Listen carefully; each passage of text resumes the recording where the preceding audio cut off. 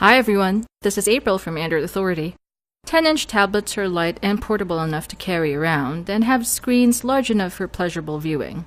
Such is the case of the Apple iPad with Retina display and the freshly released Google Nexus 10 made by Samsung. Let's know more about these tablets.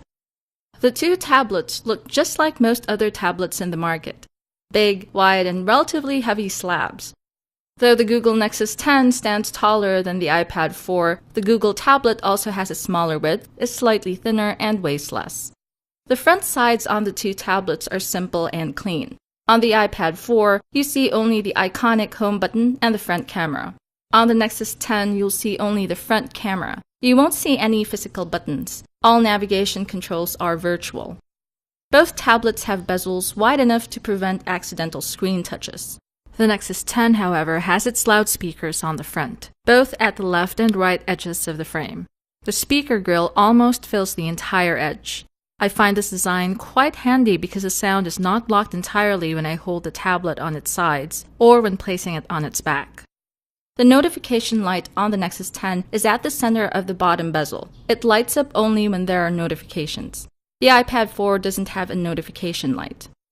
The iPad 4's front panel is surrounded by a very thin frame, joined to its aluminum back.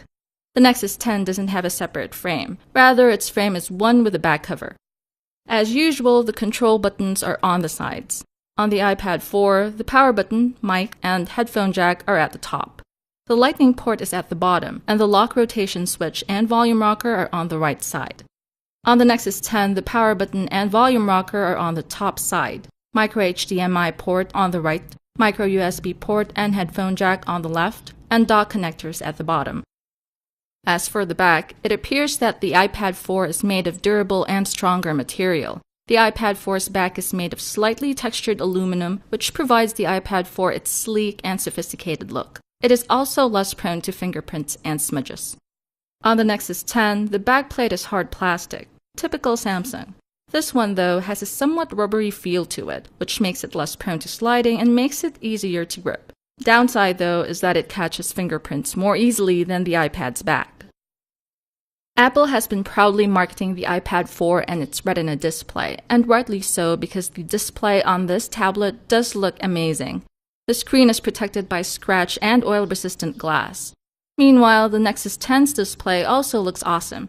It is protected by Corning Gorilla Glass 2.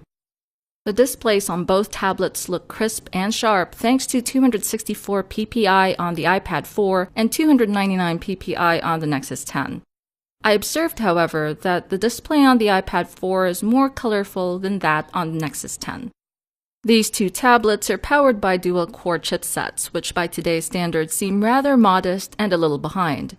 Though powered by dual-core processors, both the Nexus 10 and iPad 4 perform very smoothly, with no choking, stuttering, lagging, or jittering, whether you're browsing or playing HD games.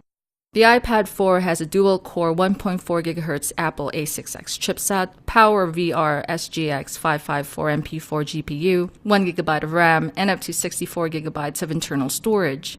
On the other hand, the Nexus 10 has a dual-core 1.7 GHz Samsung Exynos 5250 chipset, Cortex A15 CPU, Mali T604 GPU, 2 GB of RAM, and up to 32 GB of internal storage. Neither tablet allows microSD memory expansion.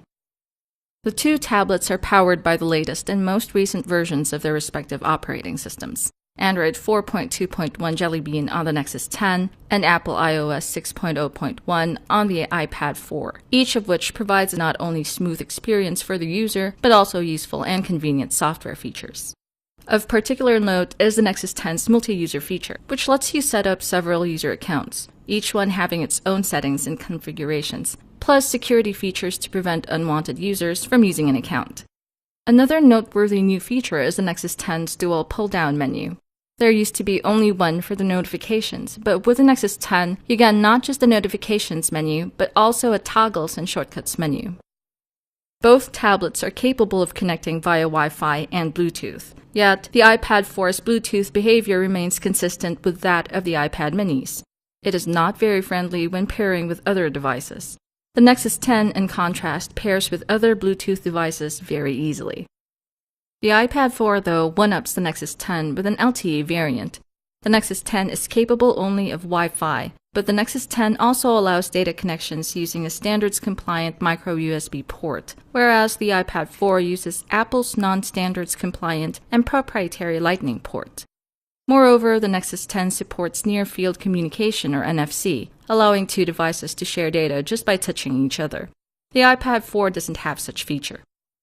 As for the camera, both tablets come with 5-megapixel rear cameras.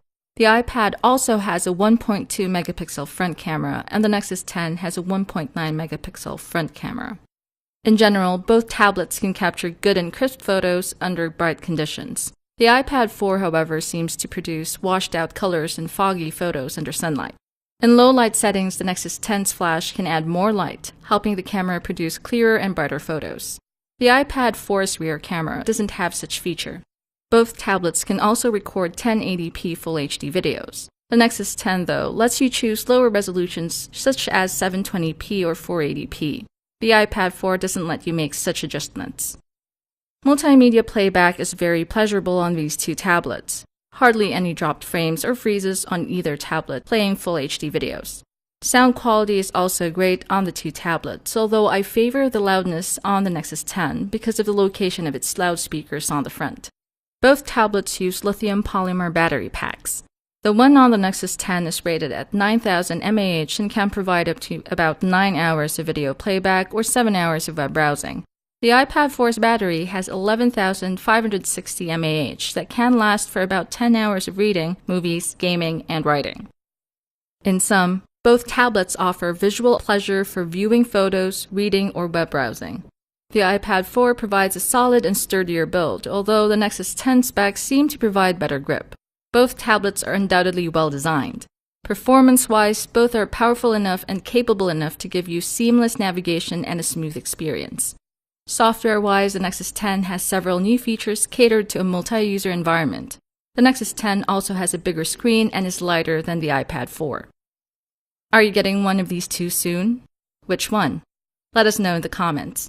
For more Android news and reviews, visit AndroidAuthority.com. Also remember to subscribe to our YouTube channel. This is April from Android Authority. Until next time, may the light side of the Android force be with you.